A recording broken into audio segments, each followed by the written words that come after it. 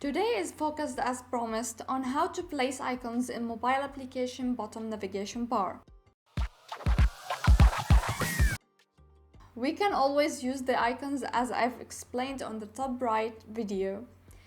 However, if you're working professionally and need consistent icons, we're gonna have to depend on ready-to-go packs or something you've built on your own. And what I mean by consistent are icons that have the same style. Let's take a quick look at these two icons. They both refer to home, but you can tell they belong to different design styles. Now take a look at these two video icons.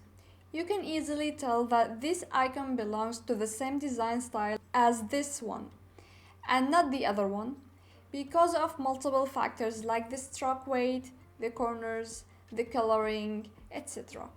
And it's really hard to match these icons when you're searching in a plugin because it will have many different styles that don't belong together. One very useful resource for icons is Figma Community, and to get there, click on Home then Community.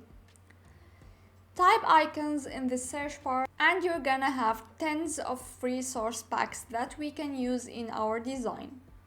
I'm gonna go ahead and click on this one because it looks promising.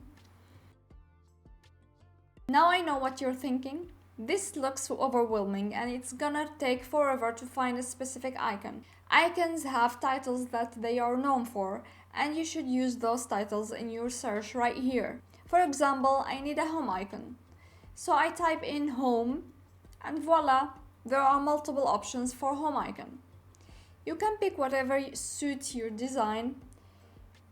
In my case, the light stroke icon is the one. I copy it and go back to my design, select a circle and place my icon. Of course, it's placed to the right because we have this group as a layout. Ignore this and we're gonna get back to it later. Continue your process the same way until you fill your bottom navbar.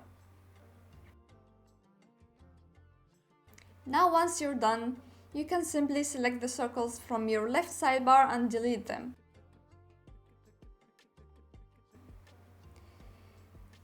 Now you have very neat bottom navbar to go. That's it for today. If you liked this episode, hit the like button, subscribe, and I'll see you on the next episode of Pixabike.